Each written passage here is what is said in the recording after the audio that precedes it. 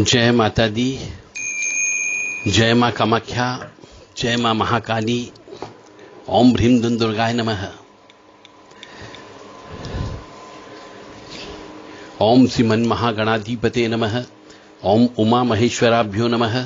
ओम शशि पुरंदराभ्यो नमः। ओम वाणी हिरण्यगर्भाभ्यो नमः। ओम लक्ष्मी नारायणाभ्यो नमः। ओम कुल देवताभ्यो नमः। ओम इष्ट देवताभ्यो नमः। ओम ग्राम देवताभ्यो नमः। ओम स्थान देवताभ्यो नमः। ओम स्थापित देवताभ्यो नमः। ओम सर्वेभ्यो देवेभ्यो नमः। ओम सर्वेभ्यो तीर्थेभ्यो नमः। ओम सर्वेभ्यो ब्राह्मणेभ्यो नमः। ओम सर्वेभ्यो ऋषिभ्यो नमः। ओम सर्वेभ्यो सिद्धाय नमः। ओम नवग्रह देवताभ्यो नमः। ओम वास्तु देवताभ्यो नमः। ओम गुरुभ्यो नमः। ओम मातपितृजन कमलेभ्यो नमः। ओम पितृभ्यो नमः। ओम चतुष्षष्टि योगिनी देवेभ्यो नमः। ओम सप्तघत मातृका देवेभ्यो नमः। हम हनुमते नमः। ओम ह्रीं हनुमते रामदूताय नमः। ओम छम क्षेत्रपालाय नमः। ओम बम भैरवाय नमः। ओम ब्रह्मा मुरारी त्रिपुरांतकारी भानु शशि भूमि सुतो बुदश्य गुरुश्च शुक्र शनि राहु केतवे सर्वे ग्रहा शांतिकरा भवन्तु। ओम अनंतम वासुकीं शेषम पद्मनाभं च कम्बलम शंखपालाय च कर्कोटकं तक्षकं च कालीये कालीतारा महाविद्या षोडशी भुवनेश्वरी भैरवी च नमस्ता च विद्याधुमा तथा मंगला सिद्ध विद्या च मातंगी कमलात्मिका एतदस महाविद्या सिद्ध विद्या प्रतिर्गिता। तो इस प्रकार से आपको सभी देवी देवताओं का नाम लेना चाहिए। उसके बाद में कोई भी पूजन हवन प्रारंभ करना चाहिए।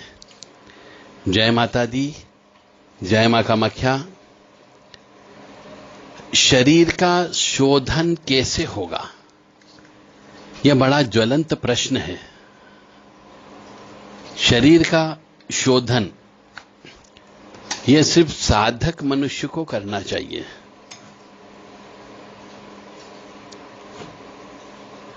क्योंकि साधक मनुष्य अपनी आद्य शक्ति को, अपने आराध्य देव को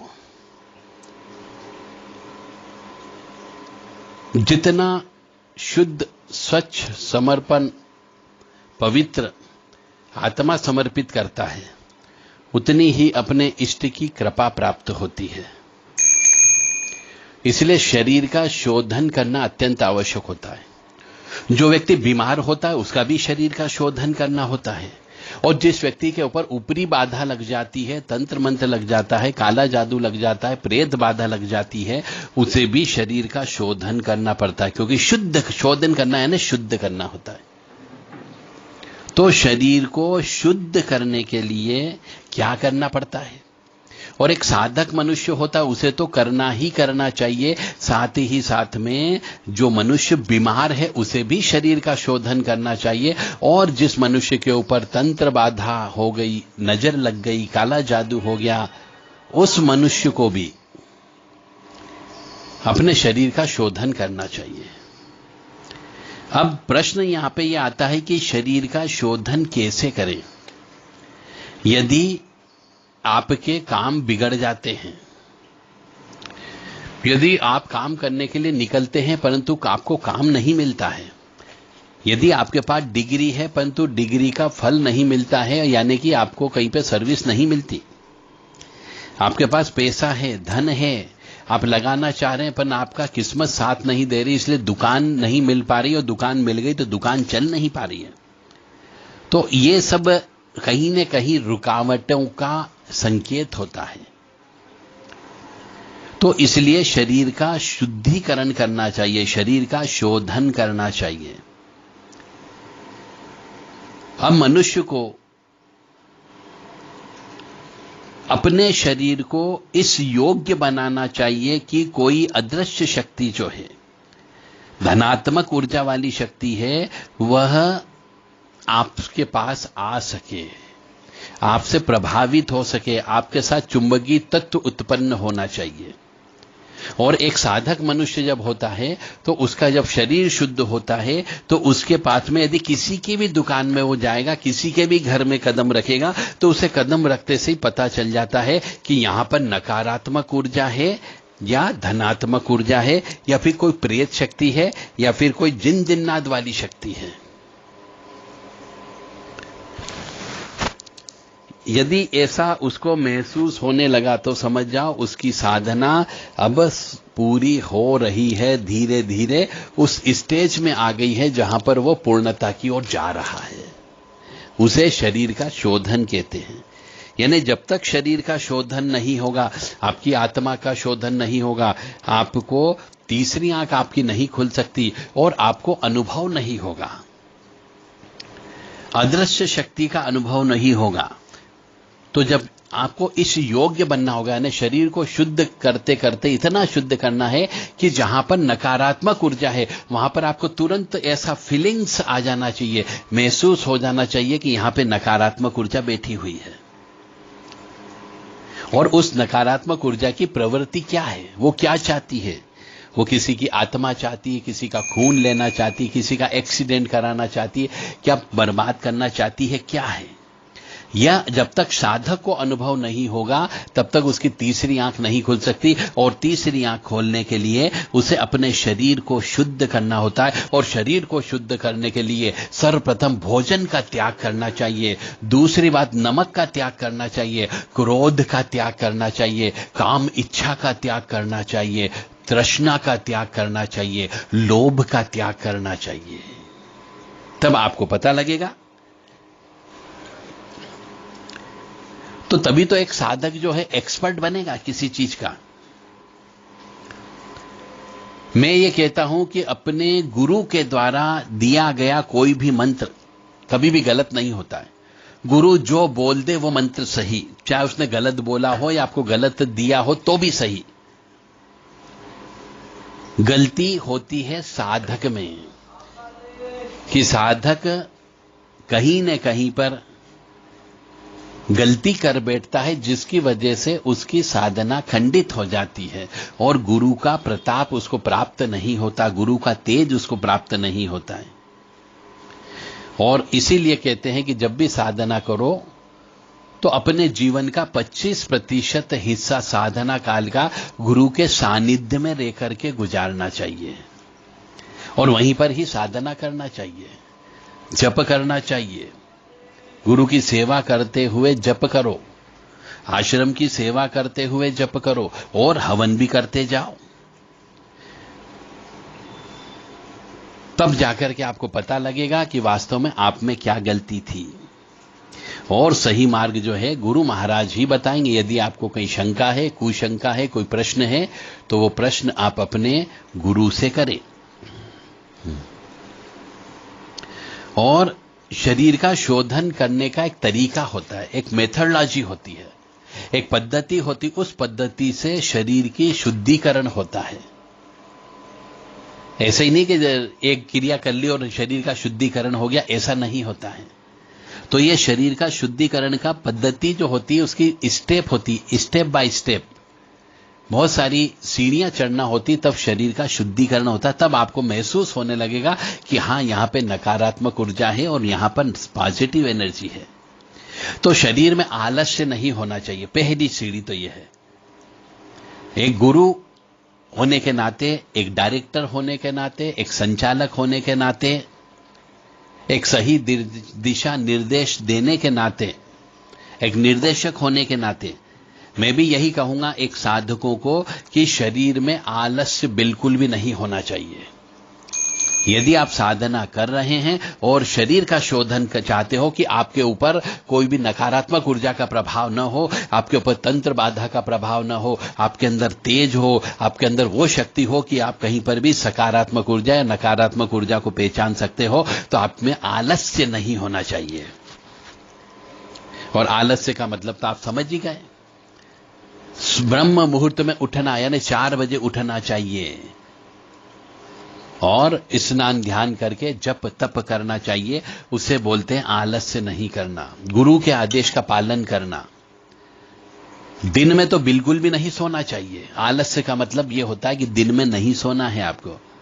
निद्रा बहुत कम हो जाना चाहिए। एक साधक मनुष्य को निद्रा के वशीभूत भी नहीं होना चाहिए कि पढ़े हैं साहब 10-10 बजे तक पढ़े हैं, एसी रूम के अंदर पढ़े हैं साधना। अरे एसी रूम में रह करके साधना नहीं हो सकती।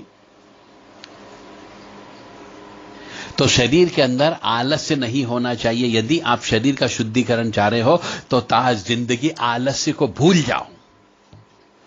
और निद्रा के ऊपर भी नियंत्रण होना चाहिए कि निद्रा केवल एक निश्चित समय पर निश्चित समय की ही, निश्चित घंटों की ही निद्रा ली जाए। हर कभी सो जाना या आलस्य की प्रवृत्ति हो जाना, हर कभी नींद आ जाना, तो वो व्यक्ति कभी साधक नहीं हो सकता है, उसके साथ कभी शक्तियां नहीं रह सकती। और वाणी दोष का विकार नहीं होना चाहिए।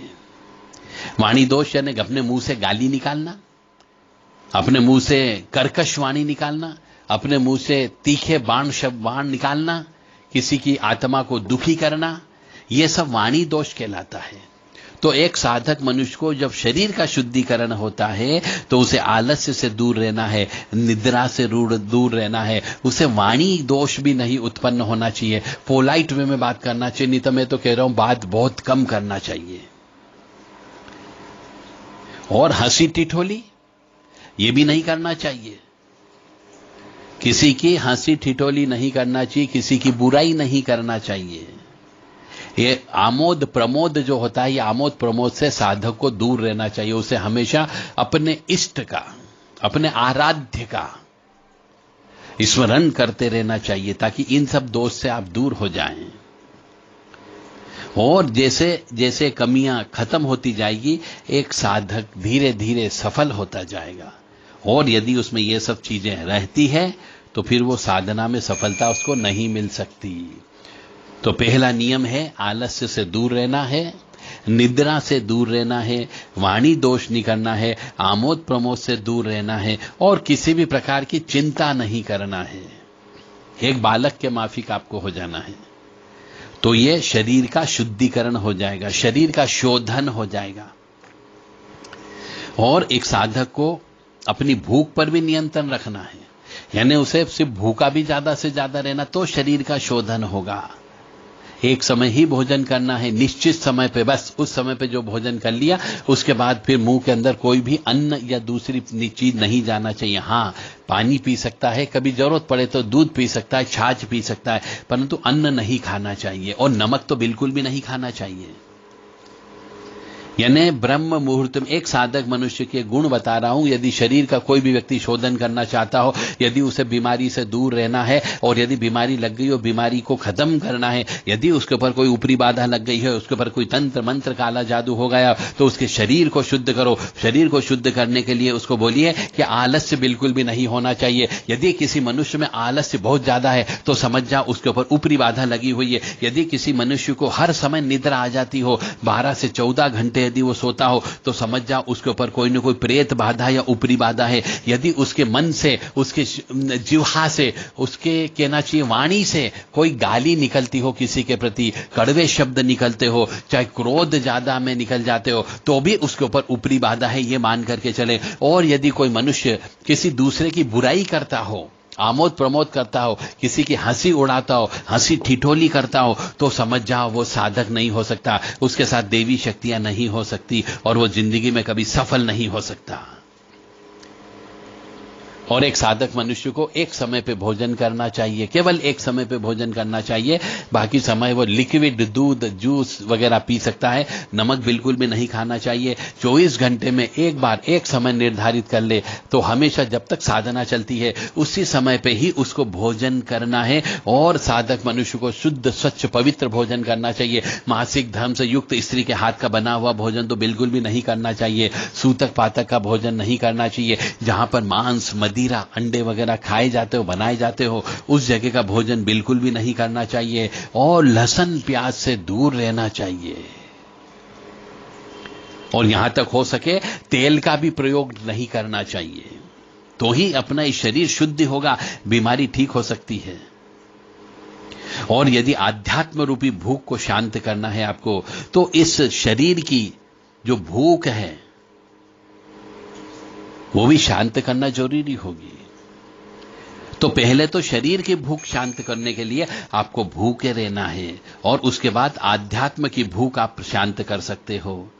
और रात के समय पे भजन करना चाहिए। जब तक नींद नहीं आ रही है ईश्वर का नाम लेना चाहिए। दुर्गति नाशिनी दुर्गा जय जय, काल विनाशिनी काली जय जय, उमा रमा ब्रह्माणी जय जय, सीता राधा रुक्मणी जय जय।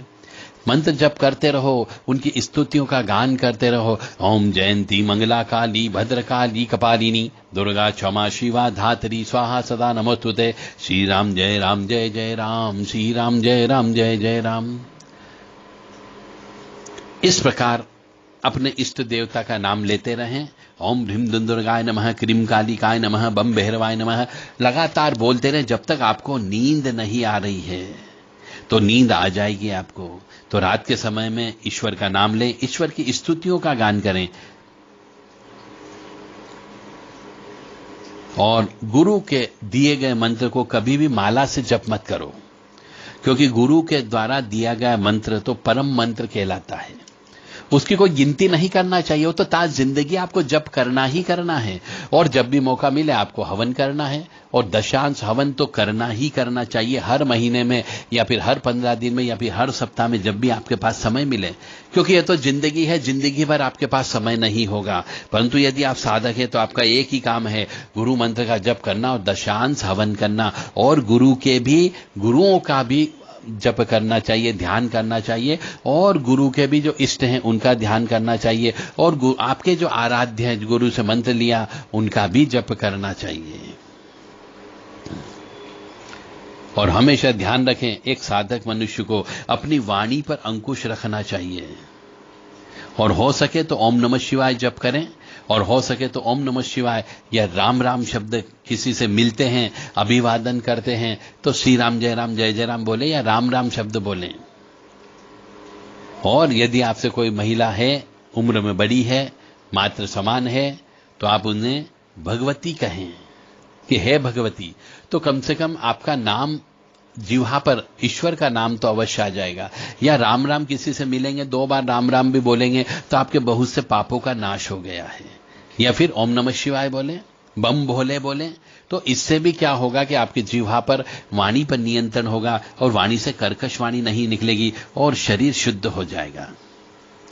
और जिस मनुष्य के जिह्वा से, मुंह से बार बार भगवत नाम उच्चारण होता है, उसकी वाणी सिद्ध हो जाती, वाणी दोष समाप्त हो जाते हैं। वो जाने अनजाने में कुछ भी बोल दें, वह सब सत्य होता है। इसे वाणी की सिद्धि बोलते हैं। इसलिए बारंबार जो है ईश्वर का नाम लेना चाहिए। श्री राम जय जय राम, श्री राम जय जय राम, या श्री राम जय राम, जय हनुमान जय हनुमान, जय हनुमान जय हनुमान। जो भी आपको लगे कि आपके ये इष्ट हैं, क्रीम कालिकाय नमः, बम भैरवाय नमः, हम हनुमते नमः, ओम ऐं नमः, ओम ह्रीं नमः, ओम क्लीं नमः, ओम श्रीं नमः, जो भी आपको बीज मंत्र आपको दिया हो यदि गुरु महाराज को, तो उनका जप करें और अनलिमिटेड जप करें। कोई माला की आवश्यकता नहीं होती है। और यदि आपने इन छोटी छोटी बातों का जिंदगी में ध्यान रख लिया, एक साधक होने के नाते या एक बीमारी दूर करने के नाते, तो आप स्वयं और अपने परिवार को बहुत ऊंचाइयों तक ले जा सकते हो। खुद तो बड़े आदमी बनोगे ही बनोगे, दूसरों को भी बड़े आदमी बना सकते हो। और बाकी फिर हरि इच्छा। ओम नमो भगवते वासुदेवाय, ओम नमो भगवते वासुदेवाय, ओम नमो भगवते वासुदेवाय, ओम क्लीं कृष्णाय नमः, ओम क्लीं कृष्णाय नमः, ओम क्लीं कृष्णाय नमः, ओम क्लीं कृष्णाय नमः, ओम क्लीं कृष्णाय नमः, ओम क्लीं कृष्णाय नमः, ओम क्लीं कृष्णाय नमः, ओम क्लीं कृष्णाय नमः, ओम ह्रीं नमः, ओम ह्रीं नमः, ओम ह्रीं नमः, ओम ह्रीं नमः, ओम ह्रीं नमः, ओम ह्रीं नमः, ओम ह्रीं नमः, ओम क्लीं नमः, ओम क्लीं नमः, ओम क्लीं नमः, ओम क्लीं नमः, ओम क्लीं नमः, ओम क्लीं नमः, ओम श्रीं नमः, ओम श्रीं नमः, ओम श्रीं नमः, ओम श्रीं नमः, ओम श्रीं नमः, ओम श्रीं नमः, ओम श्रीं नमः, ओम ऐं नमः, ओम ऐं नमः, ओम ऐं नमः, ओम ऐं नमः, ओम ऐं नमः, ओम ऐं नमः, ओम प्रीं नमः, ओम प्रीं नमः, ओम प्रीं नमः, ओम प्रीं नमः, ओम प्रीं नमः, ओम प्रीं नमः, ओम प्रीं नमः, ओम प्रीं नमः, ओम प्रीं नमः। तो जो भी गुरु मंत्र हो आपका, उसको अनलिमिटेड जप करो और अपनी जिह्वा से, अपने मुंह से ज्यादा ज्यादा ईश्वर का नाम लें। एक साधक होने के नाते यदि शरीर की शुद्धिकरण करना चाहते हो तो मेरा धर्म था, आपको मैंने ज्ञान दे दिया। अब इस ज्ञान को आप अपने जीवन में कितना उतार पाते हो, ये आपके ऊपर निर्भर करता है, आपकी इच्छा शक्ति पर निर्भर करता है कि आप कितने शुद्ध, स्वच्छ और पवित्र रहना चाहते हो और अपने शरीर का कितना शोधन करना चाहते हो। मैं पुनः कहूंगा, यदि किसी की बीमारी हो, यदि किसी के ऊपर ऊपरी बाधा लगी हो, यदि किसी के ऊपर तंत्र मंत्र काला जादू हो गया हो, या फिर ग्रह नक्षत्रों का दोष हो, या अपने स्वयं के द्वारा किए गए पाप कर्मों का दोष हो, तो अपने शरीर का शोधन करें। यदि आप शोधन नहीं कर सकते हो तो 1 माह के लिए देव राधा ट्रस्ट के आश्रम में आकर के आप अपने शरीर का, आत्मा का शोधन कर सकते हो, करवा सकते हो। देव राधा ट्रस्ट से आप संपर्क कर सकते हैं। यदि आपको बीमारियां हमेशा बनी रहती हो तो उन बीमारियों को खात्मे के लिए आप देव राधा ट्रस्ट से संपर्क कर सकते हैं। यदि आपको लगता है कि आपके जीवन में आप सफल नहीं हुए हो तो देव राधा ट्रस्ट से आकर के संपर्क कर सकते हो। आपका शरीर का, आपकी आत्मा का शुद्धिकरण किया जाएगा। और इसके और भी तरीके हैं, जैसे कि नदी में खड़े होकर के जप तप करना, नदी में खड़े होकर के अभिषेक करना, और दूध से, जल से रुद्राभिषेक करना और शक्ताभिषेक करना, ये सब कार्य देव राधा ट्रस्ट के द्वारा कराया जाता है। यदि किसी साधक की साधनाएं रुकी हुई हो, यदि किसी के साधक ने जप तप तो कर लिए परंतु अभी तक कृपा प्राप्त नहीं हो रही हो सकता है कहीं न कहीं पे आत्मा का शुद्धिकरण नहीं हुआ हो, शरीर का शुद्धिकरण नहीं हुआ हो, तो वो संपर्क कर सकता है देव राधा ट्रस्ट से 9893128047 और 7649862712 पर संपर्क करके अपनी इस साधना को पूर्ण कर सकता है और अपने शरीर का, अपनी आत्मा का शोधन करवा सकता है। जय माता दी, जय मां कामाख्या, मां भगवती जगत जननी और परमपिता परमात्मा आपको साहस प्रदान करें ताकि आप अपने इस साधना में आगे अग्रसित हो सके। जय माता दी, जय मां कामाख्या। दुर्गति नाशिनी दुर्गा जय जय, काल विनाशिनी काली जय जय, उमा रमा ब्रह्माणी जय जय, सीता राधा रुक्मणी जय जय।